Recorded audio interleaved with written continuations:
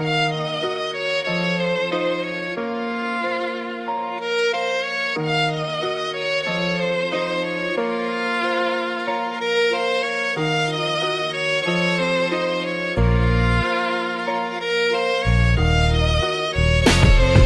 تهرانه، یعنی شهری که هرچی که توش میبینی باعث تحریک روح تا تو آشغال دونی میفهمی تو هم آدم نیستی یا آشغال بود. اینجا همه گرگم میخوا باشی مثل بره، بذار چشم و گوش تو من واکنم یه ذره. اینجا تهران لعنتی شوخی نیستش، خبری از گل و بستنی چوبی نیستش. اینجا جنگل بخور تو خورده نشی، اینجا نصف عقده‌ای نصف وحشی، اختلاف طبقاتی اینجا بیدار میکنه، به مردم و زخمی و بیمار میکنه. کنار همه فقیره و مایه داره خفه توی تاکسی، همه میخوان کرایه نده. حقیقت روشن خود تو به اون راه نزن، روشن‌ترش میکنم پس به اون جا نزن. خدا پاشو من چند سالی پاتر کنم، خدا پاشو نشون ناراحت از کارم کجاهاشو میگی تازه اول کارم. خدا پاشو من یه آشغالم پاتر دارم، خدا پاشو من چند سالی پاتر کنم، خدا پاشو نشون ناراحت از کارم کجاهاشو تازه اول کارم. خدا پاشو من یه آشغالم پاتر دارم. نمکی با چرخش کنار یه بنزه، کن و چرخش با هم کرایه یه بنزه. من و تو اون بودیم از یه قطره،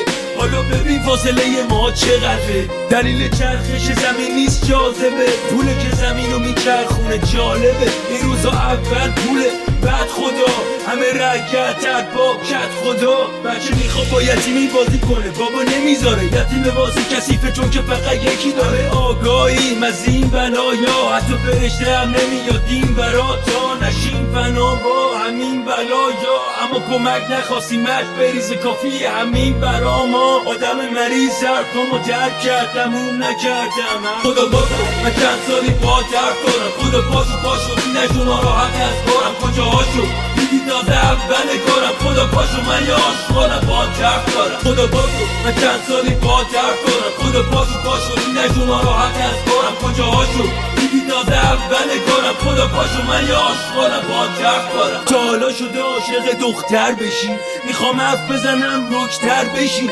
میشه خوده میگی این عشق تاریخی، اما دافه با یه بچه مایه دار خواب دیدی. خیره یاده باشه غیره، خوده بزن قیده، هرچی یادم که کناره ببینی جو نیره. کی هم سنه تو سوار ماشین، خدا به پوست هم میزنه میکنی با کینه دعا که منم میخوام مایدا بشم و درو کنم ترکش. دعا نکن بی اثر نمیکنم بخوابی تو بیداری کابوس ببین. بیا با هم به این دنیا پوش ناموس بدیم، باید کور باشی نبینی تو فخر و هر جا، کنار خیابون نبینی فقر و فرجا. بیدار شو یه آشغال با طرف داره، نکنه تو هم به فکر اینی کشی صرف داره. خدا بگو من چند سالی پاتر کنم، خدا پاشو نشون ناراحت از کارم کجاهاشو دیدی تازه اول کارم. خدا پاشو من یه آشغالم پاتر دارم، خدا بگو من چند سالی پاتر کنم، خدا پاشو نشون ناراحت از کارم کجاهاشو دیدی تازه اول کارم. خدا پاشو من یه آشغالم پاتر دارم.